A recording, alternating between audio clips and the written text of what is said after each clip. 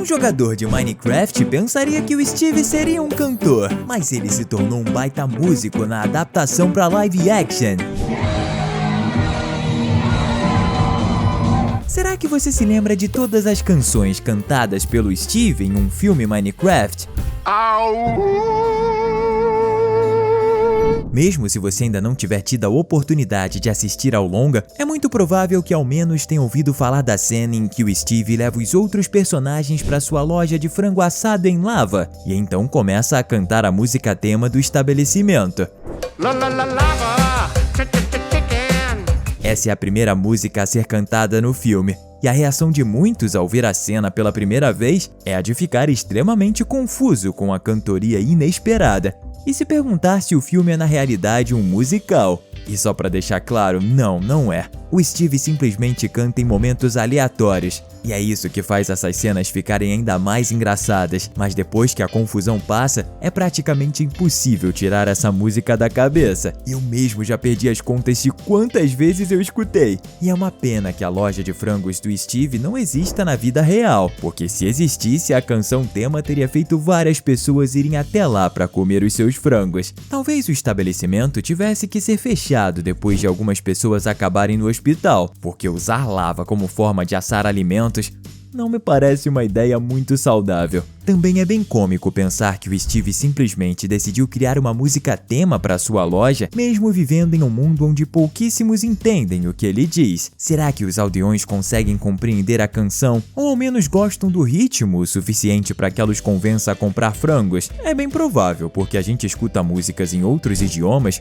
mesmo sem entender o significado delas. Antes que você diga que ele inventou a letra na hora só para impressionar os novos amigos, o Chungus, que é um general dos Piglins, já foi até o local e escutou a música antes. E de fato ele gostou, porque ele se lembra da letra. Então se o Steve tiver inventado a música para impressionar alguém, esse alguém é o Chungus. Uma pena que a amizade dos dois não deu muito certo, porque o personagem do Jack Black descobriu que ele é extremamente cruel, mas o fato é que a música é espetacular. O Steve teve algumas outras canções incríveis e engraçadas durante a produção, e você vai conhecer tudo sobre elas agora. Tá começando mais um Team Videos! Como dissemos, a primeira música a ser cantada foi sobre a loja de frangos, mas só no corte final do filme. Em uma versão não finalizada, o longa também contaria com a presença de outra, que ocorreria bem no início, antes mesmo do personagem interpretado por Jack Black viajar até o mundo superior, ou seja, quando ele ainda vivia uma vida infeliz trabalhando em um escritório. Na real, a canção acontece justamente dentro desse escritório, porque Steve a canta para apresentar sua ideia de criar um resort. A maquete é bem legal, e a música é melhor ainda. Mas os seus colegas de trabalho parecem detestar os dois, o que leva o Steve a interromper a canção antes dela ficar ainda melhor, por ter se sentido constrangido. Essa cena é bem pesada e faz a gente sentir uma dó danada do coitado. Mas também, ele de fato pensou que iam aceitar a ideia de construir um lugar chamado Resort do Steve, e também que a melhor forma de convencê-los seria cantando. Na cabeça dele todo mundo aplaudiria e acharia a ideia sensacional. A verdade é que é uma pena que a canção tenha sido excluída da versão final, por vários motivos diferentes. Em primeiro lugar, ela aconteceria logo no início do filme.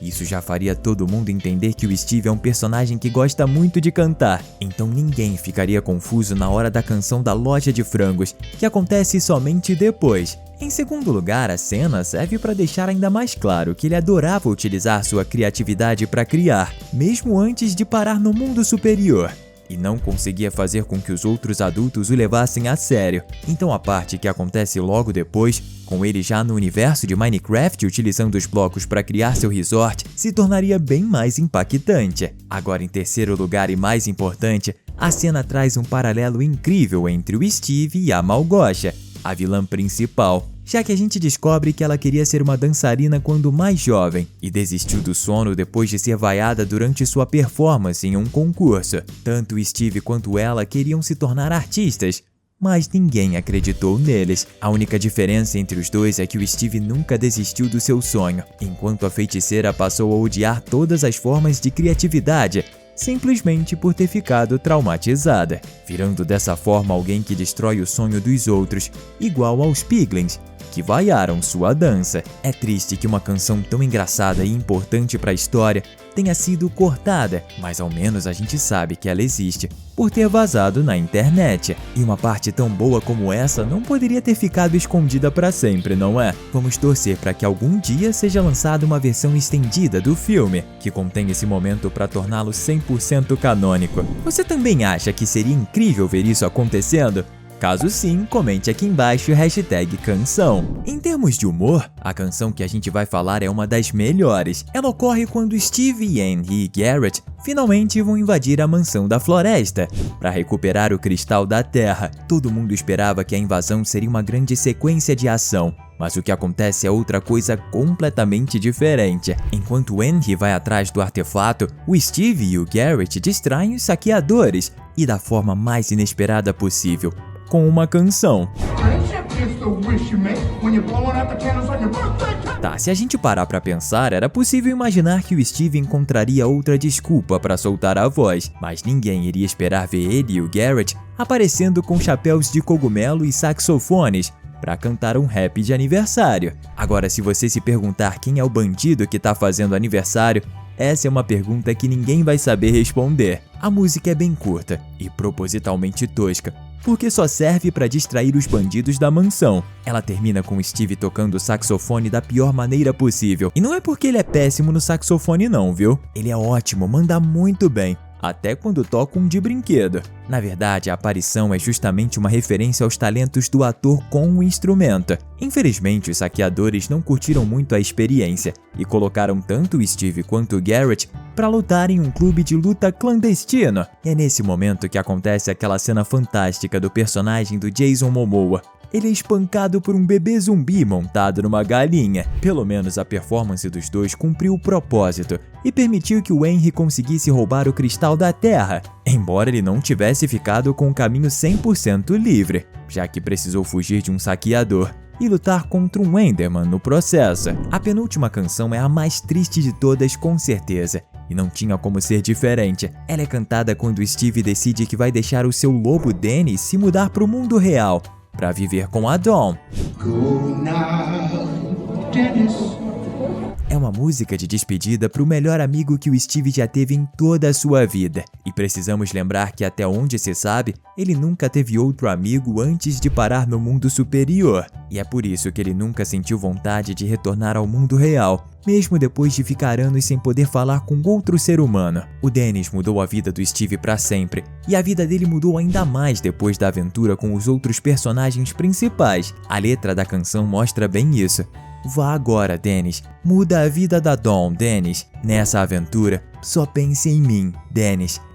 Ele de fato repete o nome do próprio animal de estimação muitas vezes, mas o importante é a mensagem. Ao se tornar amigo de outros humanos, Steve se tornou alguém menos egoísta. Seria muito triste se o lobo nunca mais pudesse ver seu primeiro amigo, mas felizmente Steve mudou de ideia e decidiu que também passaria a viver no mundo real. Aí entra uma polêmica. Alguns fãs acreditam que a mudança de decisão faz com que a canção de despedida perca um pouco do sentido, porque a música acaba e logo em seguida ele muda de ideia sobre permanecer no mundo superior. Outros acham que não tem nada a ver, e que o que importa é que durante a música, tanto os personagens quanto nós pensávamos que eles nunca mais iam se ver. Pouco importa o que de fato acontece depois, essa é uma questão complicada. Será que teria sido melhor se a música e a cena do personagem decidindo voltar para a Terra tivessem acontecido em um espaço de tempo um pouco maior? É uma pergunta sem uma resposta certa. A única certeza que a gente tem é de que você deveria apertar no botão de inscrição para que sempre possa se divertir com os vídeos que a gente posta todos os dias. Agora chegou a hora de falar da última música do filme. É a menos engraçada, mas ao mesmo tempo a que tem maior qualidade, por não ser uma música improvisada, e sim uma verdadeira canção de rock and roll. Além disso, tecnicamente é a única música completa que o Steve cantou durante o longa. A música foi produzida pelo próprio Jack Black e ele contou com a ajuda de amigos muito talentosos para conseguir fazê-la, como Dave Grohl, o fundador da banda Foo Fighters e ex-baterista do Nirvana. Ou seja, ninguém estava brincando. A ideia era de fato fazer um rock incrível, com características das músicas dos anos 70 e 80. Assim como a canção anterior, ela representa o desenvolvimento que o personagem do Steve teve durante o filme. Na verdade, vai além e representa toda a mensagem que a produção quer passar. Nunca deixar a sua criatividade morrer, mesmo depois de se tornar adulto, mas também mostra que não é necessário se isolar da realidade como Steve fez. Depois de ficar muito tempo sozinho em seu próprio mundo, ele descobriu que existem outras pessoas como ele e que também é possível espalhar sua criatividade no mundo real. Se ainda tem dúvidas, é só prestar atenção em alguns trechos da letra. Eu não quero passar a vida correndo de zumbis. Eu estava preso como uma pedra lá embaixo, até você aparecer. Mas sua fé em mim me deu força para me libertar. Essas frases, entre outras, mostram que ele não se sentia totalmente satisfeito vivendo no mundo superior e tá muito melhor agora que retornou para a Terra.